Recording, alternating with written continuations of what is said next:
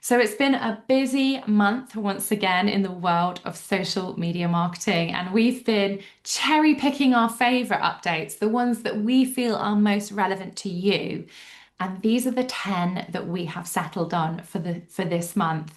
So I wanted to talk about this really big, I think, shift towards TikTok that we're seeing a lot of brands do.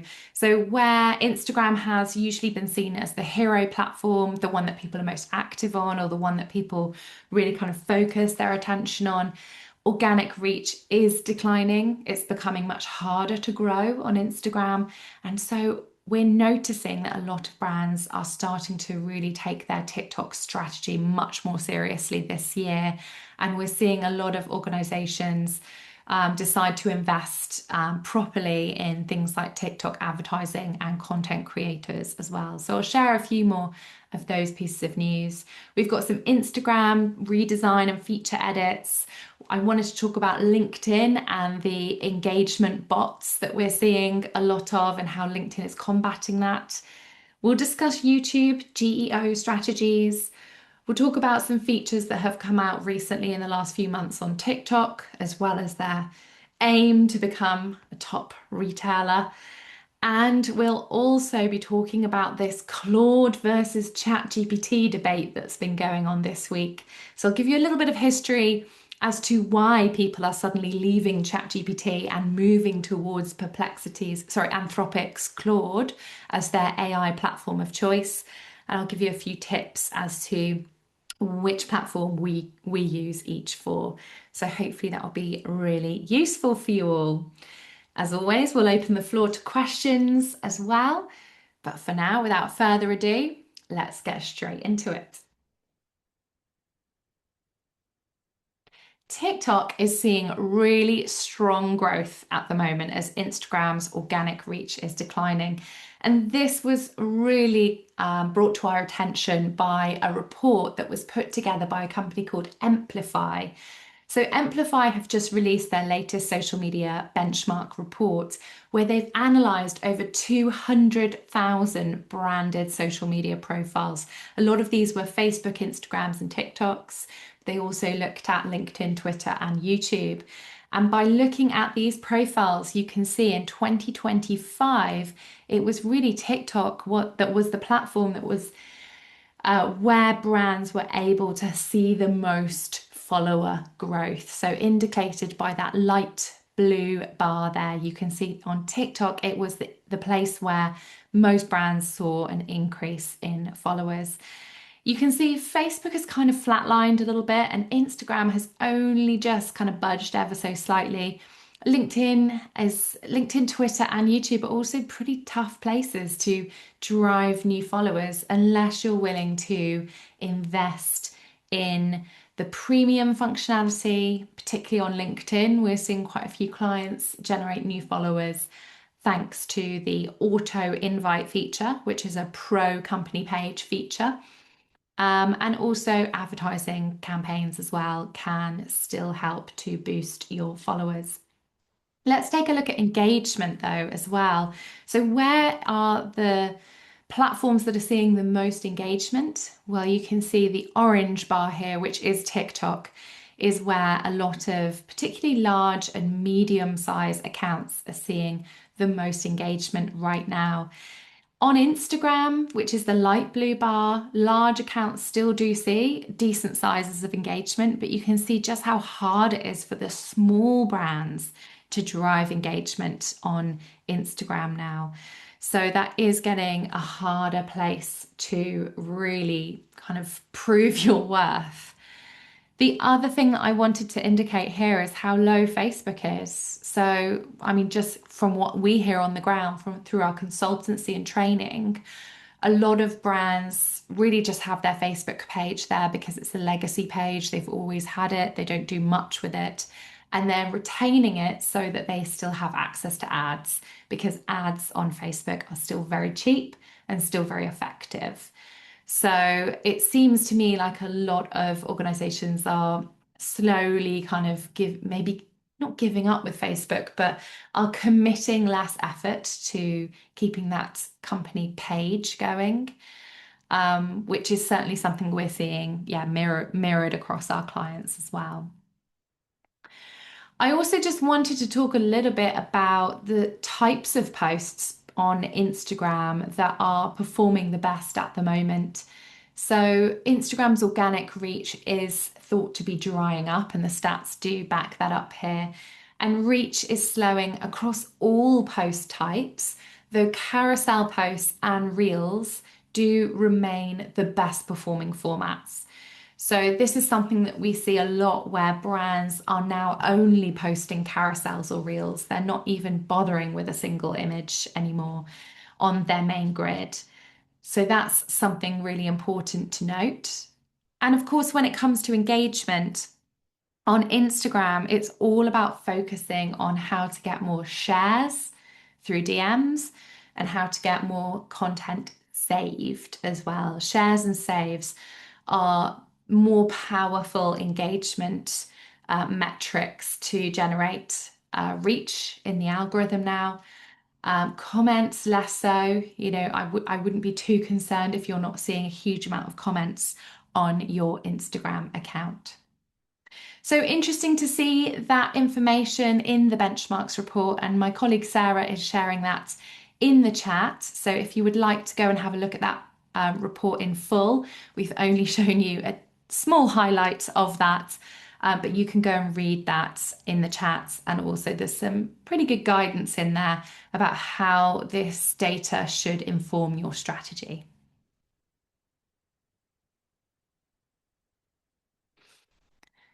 Okay, so this one was an announcement that happened last year, but actually Instagram has finally been rolling out the grid thumbnail editing for profiles. So what does that actually mean? Well, if you've uploaded something to your grid on Instagram and you're not quite happy with the way that that looks on your grid, you now have the ability to edit that without editing the whole post itself. So let's take a little look at how it works. You can see you can just click on a post. You can then change the preview of that post by using the settings. And there you can actually kind of reformat and recrop that. That was a video shared by Instagram. I think it was very quick there. It was very whizzy. It's hard to see exactly what you press there. But don't worry, we've got some more screenshots coming in a second. But this update gives users more control over the presentation and display of their images and clips to profile visitors. That's something which was a big focus about kind of 5 to 10 years ago. People would be very, very focused on their grid aesthetic, the way things looked. I'm sure some of you can remember where you used to scroll through on Instagram and sometimes it would be the color palettes that would change, or maybe it would be one photo that was kind of separated into lots of grid squares. That was all kind of ditched over the last few years because with the rise of TikTok, it was all about authenticity and having a bit more of a messy feed and it not mattering so much.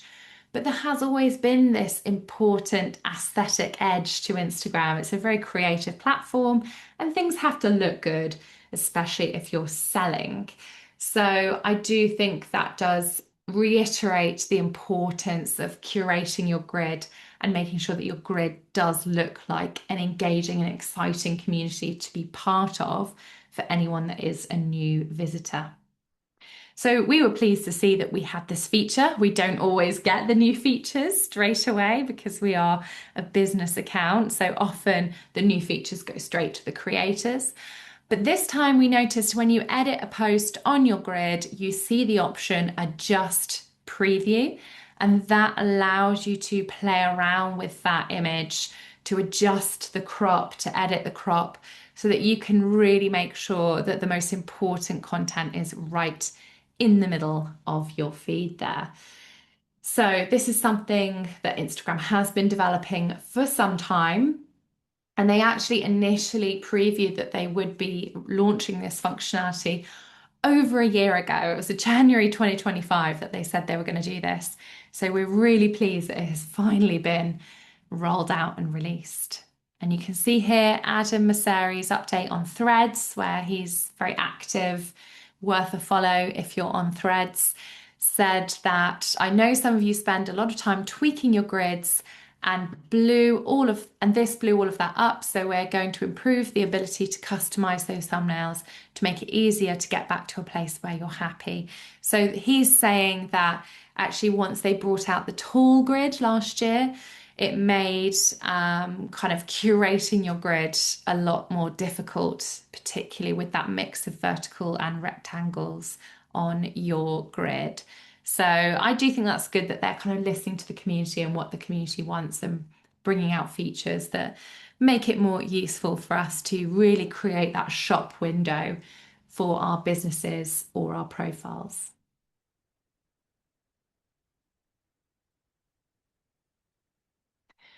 Instagram has been testing a bit of a redesign as well. So let's take a look at what this looks like. Their new redesign, which they're experimenting with, gives a bit of a different layout on the app. It opens directly into the main Reels feed. Now, some of you might remember they actually did this in 2022, but it was way too early in the Reels journey for us to be happy about that.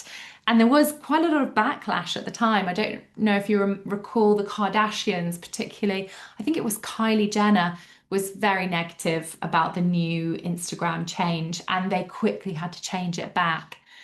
But it feels like in 2026, 4 years later, we're a lot more used to Reels. We're a lot more happy about them being front and center of the Instagram design. So they are testing this new heavy emphasis on video. Instagram's chief, Messeri, has assured users that photos remain important and that the standard main feed for regular posts is not going away. But this is an option where you can actually go straight into Reels if you want to. So I actually am pretty welcoming of this change because I think it's going to be beneficial for those of us who are using Reels to reach new audiences. I think hopefully we'll see some good engagement and reach figures off the back of that change because you'll be able to get your videos straight away into new people's feeds, very much like how TikTok works. So we'll see whether they bring this feature out as a mainstay, but for now it is a little bit of a test, an experiment. So if you see it, then don't be alarmed. The other thing that you're able to do is, again, they're giving users a little bit more choice. They're really into kind of giving their users a bit more choice and control over what they see, the order of their feeds, etc. So you'll be able to access a Your Feeds center at the bottom control panel, allowing users to choose from specific Reels streams, such as people you're following, people you're friends with, the latest Reels, your saved Reels, suggested as well, which is content that you might like based on your activity. So you can really kind of play around with how you prefer to use Instagram, which I think is pretty cool. And this reminds me a little bit of Threads as well. I wonder whether they've brought some of the thinking and development across from Threads onto Instagram.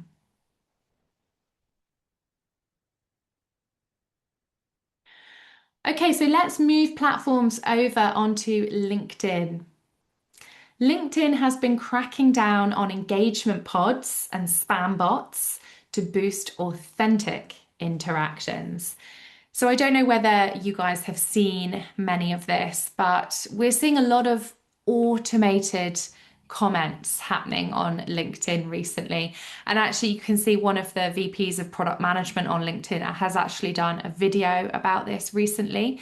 So people have been talking about spam comments, bots, kind of infiltrating LinkedIn and flooding discussion with often low quality comments or maybe just kind of blurb that doesn't make sense. I've heard people saying that often the comment will just repeat what's said in the post, and it just doesn't really make sense. So hopefully you know what I'm talking about, but we have seen more and more of these happening on LinkedIn. So the Vice President of Product Management has recently outlined a new policy to combat automated comments and preserve the platform's integrity. The update specifically targets interactions that have been generated by scripts or third-party tools.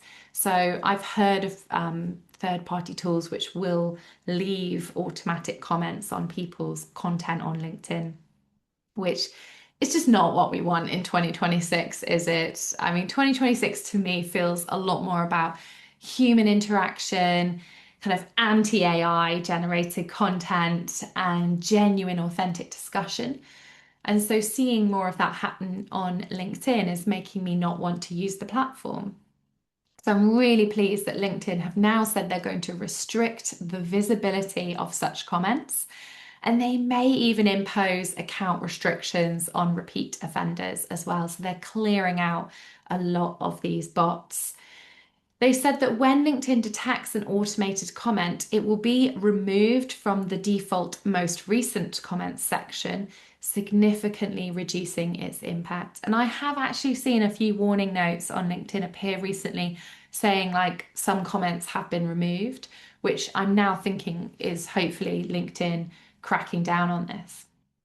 What does this mean in terms of your strategies? Well, something that we have identified in recent weeks is that comments on LinkedIn often have the ability to reach just as many people as a post. LinkedIn seems to be emphasizing comments a lot more recently. And we've noticed that some of the comments we've been leaving around LinkedIn have much higher impression counts than what we normally see. So I think the one on the left-hand side here, where I've got 513 impressions on a comment, was one of my higher ones. But I have got a friend who had about 6,000 impressions on one of her recent comments. So if you are actually quite strategic about who you interact with, where you leave comments on LinkedIn, this can actually be a fantastic strategy to help support your brand, your employees' brand, and also generate more interest in your profile.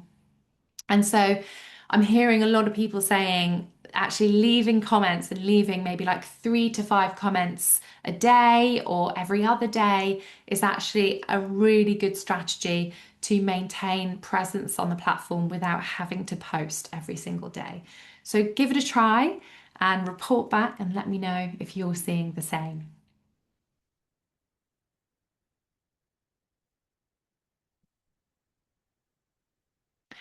Okay, let's talk about YouTube now. And YouTube has always been known for that kind of SEO benefits of being able to show up in the Google search results. Obviously, Google does own YouTube, so they are going to prioritize video results in their search engine results pages.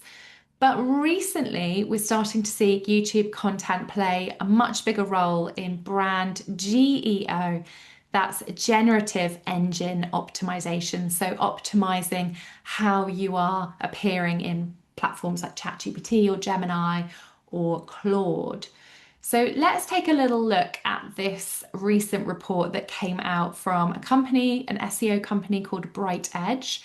They monitored YouTube citation patterns, so that means how much YouTube is being cited as a source across AI search engines. And they looked at this from May 2024 to September 2025.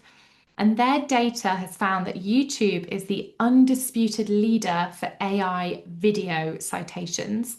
It's chosen almost 200 times more than any other video platform. And around 29% of Google AI overviews cite YouTube, making it the most referenced, one of the most referenced domains overall. So, what does this mean for your strategies then? I think thinking about YouTube not just as a place where you can hopefully rank up some views and some subscribers, but also seeing it as part of your search visibility and AI visibility strategy is really important. This is something that we've been doing over the last year, year and a half on Avocado Social's YouTube channel. So we are really thinking about our GEO strategy at the moment and experimenting with what works well on YouTube. And we've always known that the title of your video and the description of your video is really important. but also uploading a transcript using the transcript option. Also, things like adding in chapters can make your video incredibly machine readable, which of course makes it more quotable or citable within the GEO tools. Also, adding in any metadata that you can, adding in any kind of themes or tags as well is really important too. I'd also suggest really thinking about the language used in your videos, whether that's in the voiceover or in the captions themselves. So using natural language, nothing that sounds too robotic or forced or AI written, including explicit brand mentions as well. That's probably something I could do a bit more of actually, which is really enhancing how many times we talk about Avocado Social being a social media training consultancy company. And then also answering common questions directly. So think about what people might be searching for on YouTube right now and try and answer that in your video content, particularly in your titles as well. So you can see some of our most popular videos there, which are around hot topics. You know, we do a lot of newsjacking on our YouTube channel, which is where you comment on things that are happening in the news. Obviously, we talk about social media news specifically, and that seems to work incredibly well for us. So you can see some of our videos there, particularly shorts, are ranking up three, four, sometimes five times more views than what we see on Instagram, for example.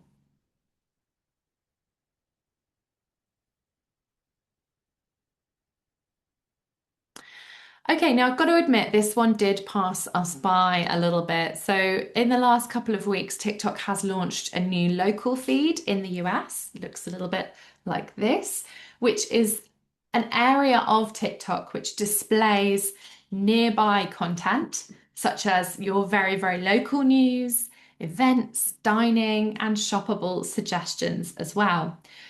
Really exciting for any hospitality businesses or location-based bricks and mortar businesses. This is something that I've got to admit we missed as an update. It did actually launch in the UK at the end of last year. It has been rolling out though, and not everyone will see it yet. And to have access to this new local tab, you do have to have your location data switched on, which is something that we don't always do on our accounts. So TikTok will ask to collect precise location data, and that feature is strictly opt-in. So you'd have to turn that on your account first in order to start seeing this. So if you've got a business account, that's certainly something that you could look to do. It allows you to see much more about what's happening around you, kind of locally in real time. And so, again, this will be a really, really nice opportunity if you are encouraging more footfall to a store, to a hospitality location as well. This feature is only available to 18-year-olds and over. And like I said, location data is collected when the app is actively in use.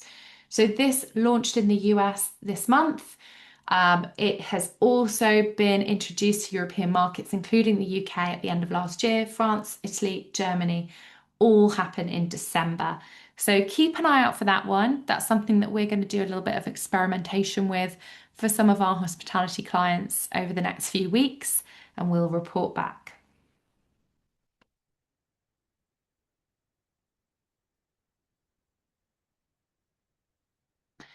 So, as always, Threads is creating plenty of new updates for us to stay on top of. And it seems like every day they've got a new feature or a new engagement tool to talk about. And I suppose they're really trying to catch up with some of the other platforms that are on the market.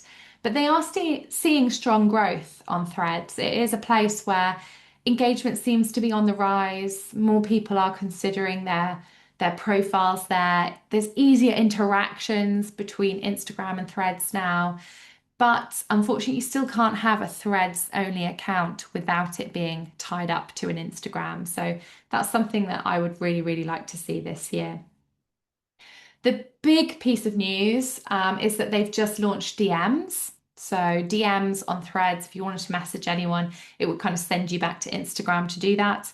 But now they actually do have an inbuilt DM tool on the platform here in the UK, which is really exciting. So that's a lot easier to then kind of have those conversations directly with customers. Maybe if you want to offer a bit of customer service on Threads, or if indeed you're using it to contact influencers and content creators as well. Sliding into somebody's DMs is a lot easier now on the platform. They're also testing a feature where you can actually type DM me or message me in a post or reply, which automatically generates a hyperlink to start a private chat. I really like that feature. I wonder if that's something they'll test on Threads and then maybe roll out onto Instagram. Although I suppose it could get quite spammy on Instagram as well.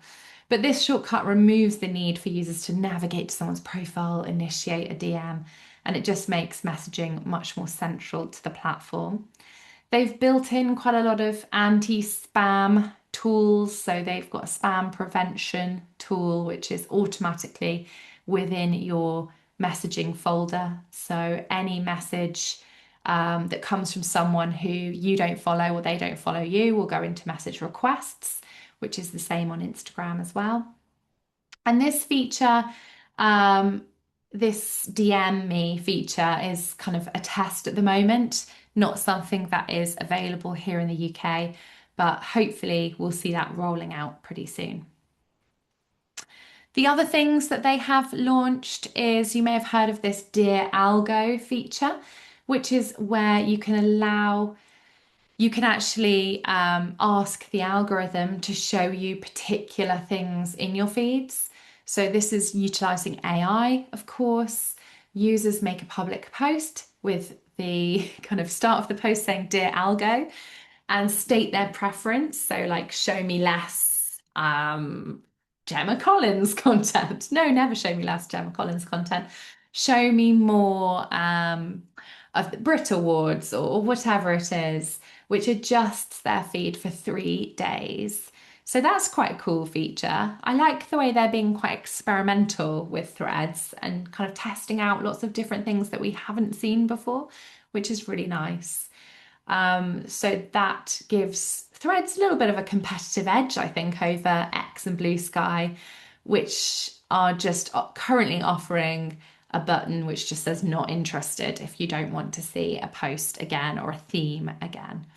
So Dear Algo is currently live in the US, UK, Australia, New Zealand, with plans to expand to more countries as well.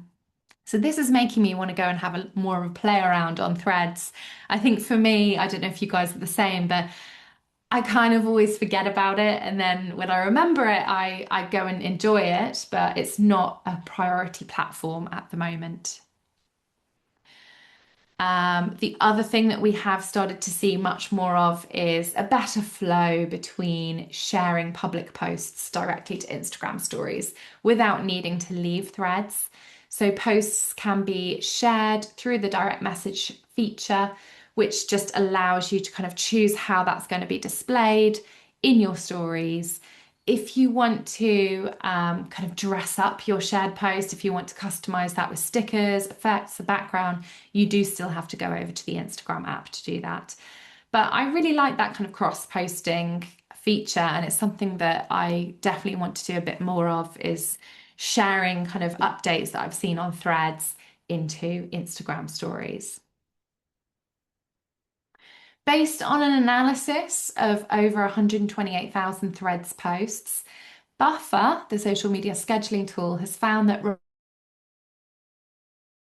to comments on Threads posts can increase your overall engagement by an average of 42%. So this is something that everybody should be doing on every social media platform. I find it particularly beneficial to do this on LinkedIn, but also on Instagram too. But over on Threads, it has a huge effect if you do continue that conversation. So the 42% lift is the highest across the social media landscape. For comparison, replying to comments yields a 30% boost on LinkedIn, 21% on Instagram, and 8% on X. So it's definitely a really important tactic to be responding to comments on your own Threads posts. And if you look at some of the big players in the UK on Threads, like Innocent, Channel 4, the National Trust, they're very, very good at replying to comments on their feed and continuing that conversation a little bit more. So definitely give that a go if you are in your Threads experimentation era.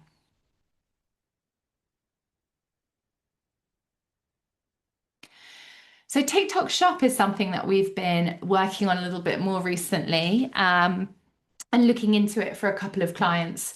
It is projected to become a top 3 global retailer. So by 2030, we will see that, and this is a new report from a company called Flywheel Projects, but we'll see ByteDance, which is, of course, the Chinese owner of TikTok Shop, becoming a top 3 global retailer. So this is a pretty mad thought, isn't it? I mean, if you look at companies like Amazon and Alibaba or Walmart, they're all in there. But so is ByteDance. And actually, I can see this happening. So the report estimates that TikTok Shop could be responsible for 14.6% of global marketplace share, driving roughly, wait for it, $1 trillion in sales.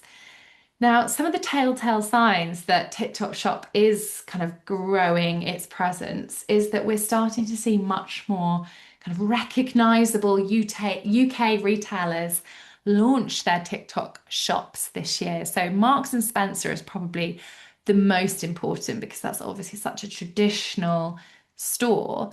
But I love that they're embracing digital and have launched themselves on TikTok Shop. We also see Wild Refill. They are doing really well on TikTok Shop. Itsu, which I think is interesting because you don't see a lot of food brands on TikTok, but that's something that I know they're really looking to expand on. And then one of our favorites, Trip. We love Trip, and they are selling a lot on TikTok at the moment. Of course, just having a shop presence isn't really enough. You do need to commit to going live. Live videos on TikTok can be incredibly powerful. And also, you'll notice there's a lot of offers. So you have to be willing to discount your product to create these kind of one-off, exclusive, limited time offers in order to make your shop really compelling to people. But of course, from a user perspective, TikTok Shop is so addictive because it's so easy. It's 2 or 3 clicks and you've bought the product. All your information is saved within TikTok, so you don't need to be kind of entering credit card details and things like that. So it's a very, very direct, kind of frictionless path to purchase. And also, they are seeing big increases in their affiliates program, which is where you approach creators and get them to create sponsored content around your products. And then you put the product tags directly into their videos. So somebody could watch a review of your product and then buy without even coming to your profile. So there's some really interesting ways that they are creating a social commerce environment there, and definitely one to watch. If you haven't really explored TikTok or had a look at TikTok Shop, it is a interesting world to go and have a look at, but it is incredibly engaging and compelling.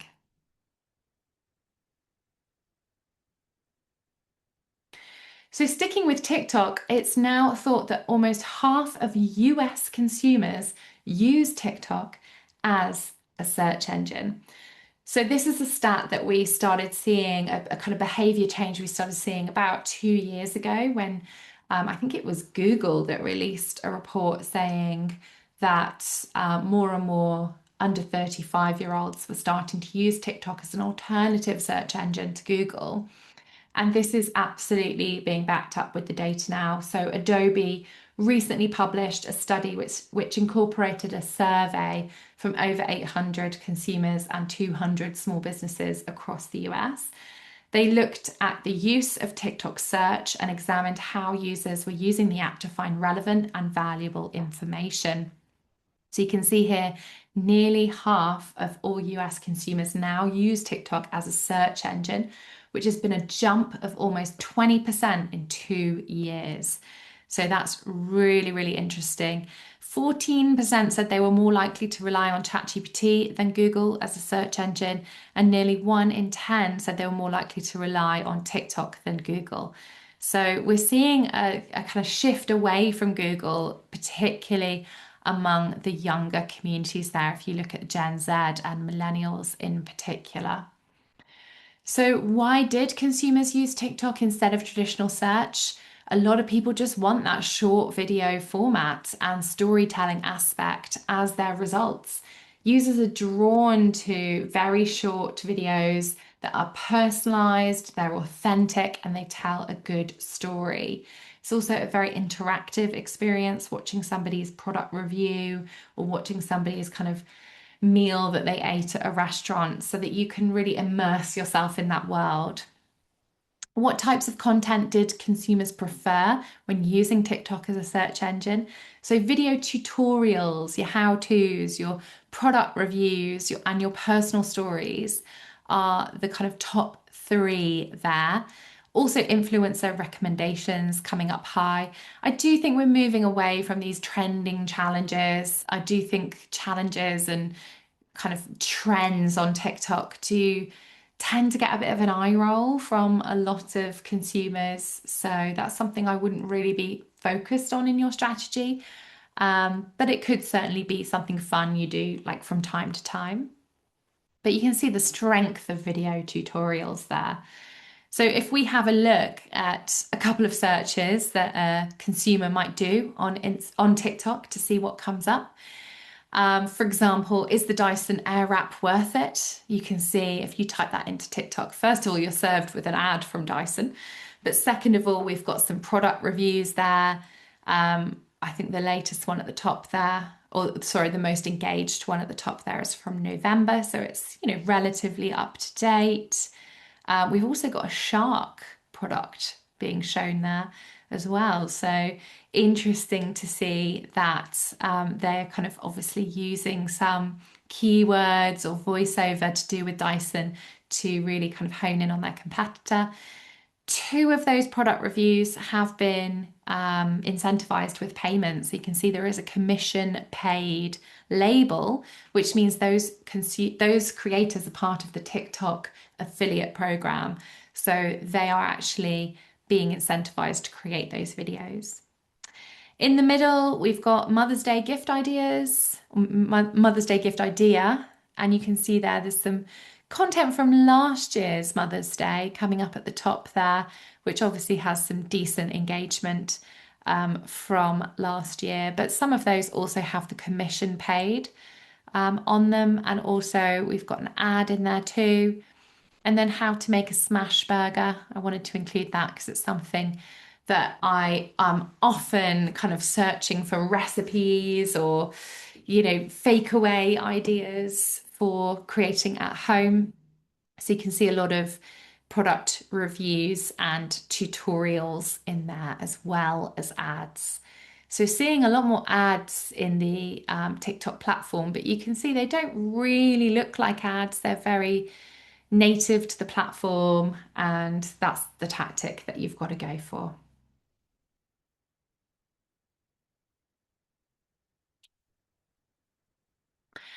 Let's talk a little bit about the Claude versus ChatGPT fallout before I tell you about this really quick new way that you can import past AI chat history into Claude.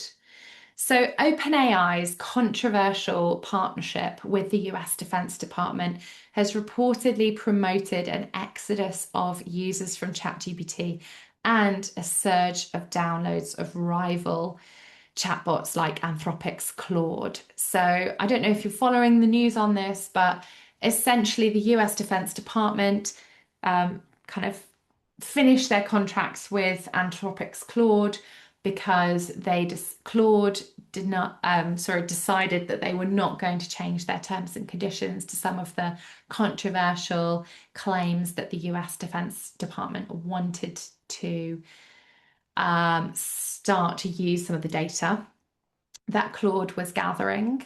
So essentially, they ended their contract with Claude and went with OpenAI instead. And so this has caused quite a lot of controversy. You can see here in this example from a story on LinkedIn that there has been a mass migration, according to some of the data being quoted on the internet. ChatGPT uninstalls have surged 295%. That is something that has been reported by TechCrunch, while Claude's downloads rose 51%. So Claude has basically been wooing any disgruntled OpenAI customers with some brand new features. They're also kind of really pushing some of their ethics and terms and conditions, which are quite different to ChatGPT's, which is obviously owned by OpenAI. And so I've certainly seen a lot of people talking about the fact that they are really considering their use of ChatGPT and whether they are moving over or have already migrated over to Claude. At Avocado Social, we use both.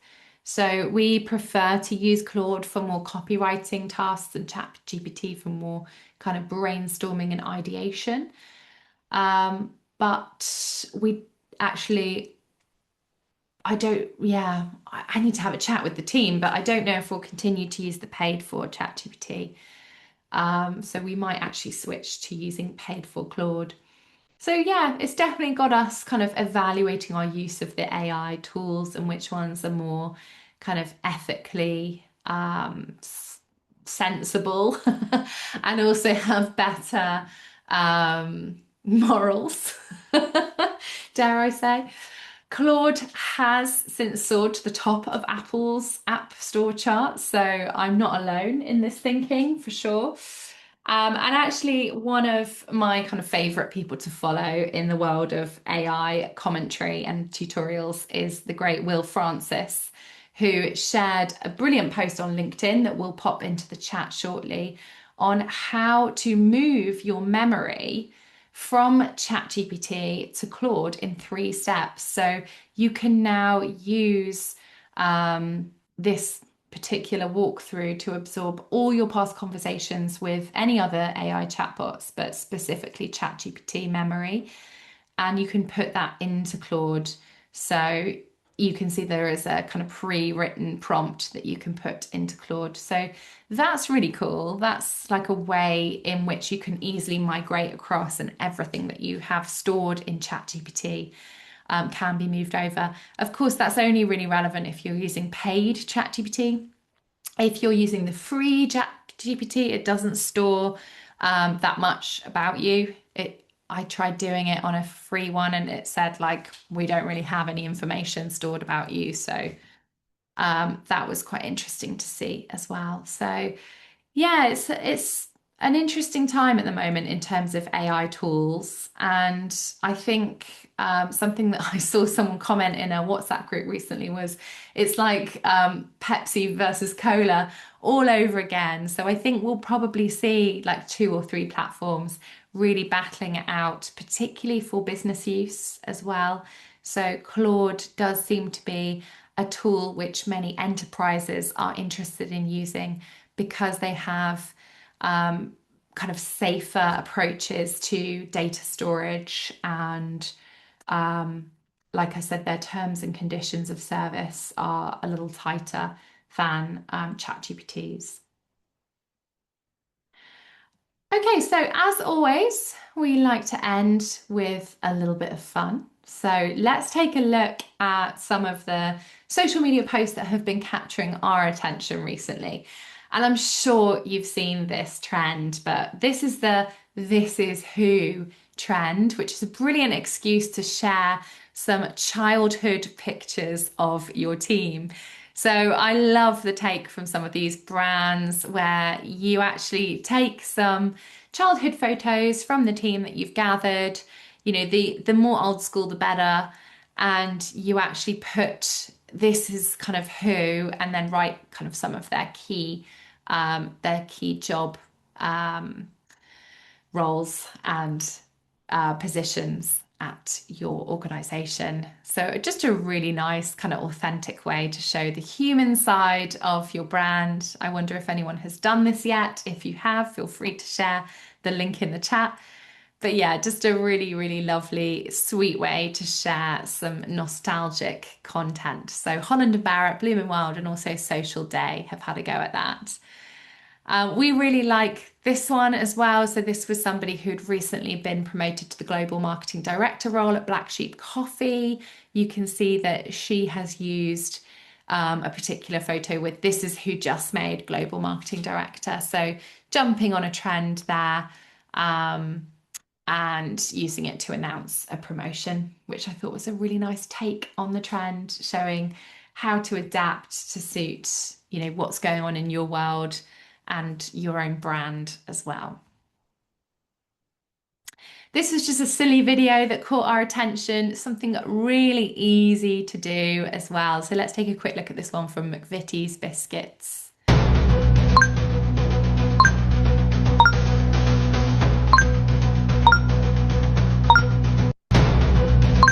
I mean, who has McVitie's choc down? I don't understand, but I suppose the chocolate then hits your tongue.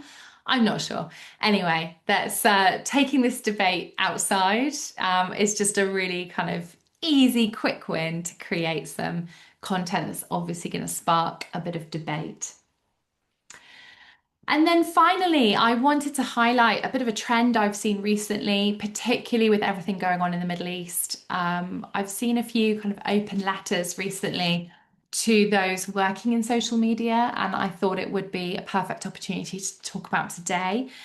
Obviously, working in social media isn't the easiest because you get to see absolutely everything that's happening in the world. You are exposed to so much content on a day-to-day basis.